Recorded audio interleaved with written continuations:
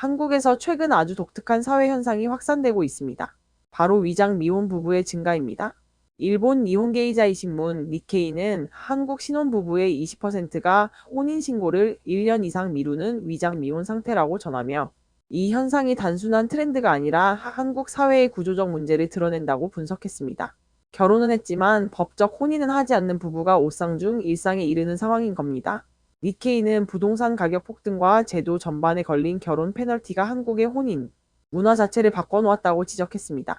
니케이가 가장 먼저 꼽은 이유는 바로 제도적 불이익, 즉 결혼 페널티입니다. 한국에서 주택 구매를 위한 대출이나 정책, 금융 상품을 살펴보면 미혼과 기혼 사이의 조건이 다르게 적용됩니다. 미혼자는 연봉 6천만 원을 넘지 않으면 정책 금융 상품 이용이 가능하지만 부부는 합산 소득 기준 8,500만 원 이하로 묶입니다. 문제는 대부분 맞벌이 신혼부부의 소득이 이 기준을 살짝 넘는다는 점이고 그 순간 정책 금융 혜택을 전부 잃어버립니다. 대출 심사도 개인 단위가 아니라 부부 합산 소득으로 평가되기 때문에 신혼부부에게는 유리할 게 없습니다. 이 때문에 니케이는 한국 사회에 결혼하면 손해본다는 인식이 젊은 층 사이에서 빠르게 퍼지고 있다고 분석했습니다. 부동산 가격 역시 중요한 원인으로 지목됐습니다. 니케이는 서울 아파트 평균 매매 가격이 14억 원을 돌파해 사상 최고치를 기록했다고 소개했습니다. 현재 한국의 평균 소득 수준에서는 한 푼도 쓰지 않고 15년을 모아야 겨우 집을 살 수 있다고 설명했습니다. 이런 현실 속에서 결혼식을 먼저 올리고 혼인신고는 미루는 현상이 늘어나고 있으며 일부는 아예 혼인신고 자체를 하지 않는 경우도 증가하고 있다고 보도했습니다. 혼인신고를 하지 않으면 미혼으로 인정되기 때문에 혜택이 더 많고 대출 조건도 더 유리해지는 구조 때문입니다.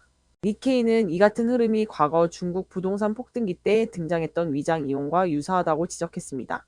중국에서는 부부가 더 많은 주택을 구매하기 위해 형식적으로 이혼하는 사례가 많았고 결국 중국 정부가 이혼 직후 일정 기간 주택 구매를 제한하는 규제까지 도입한 바 있습니다. 한국에서는 위장 이혼이 아니라 위장 미혼 형태로 나타난 셈입니다.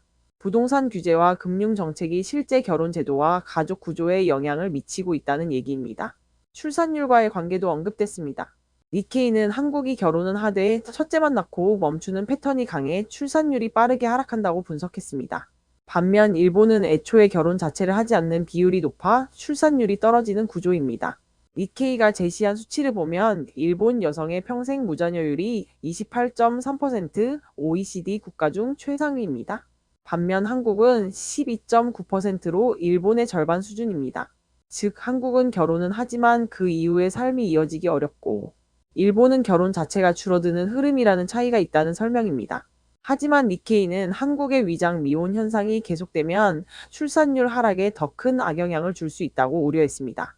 결국 니케이의 분석을 종합하면 한국의 위장 미혼 확산은 단순한 일탈이나 편법이 아니라 부동산 가격 폭등, 대출 규제 정책, 금융 구조, 젊은 세대의 결혼 가치관 변화가 복합적으로 만든 사회적 현상이라는 것입니다.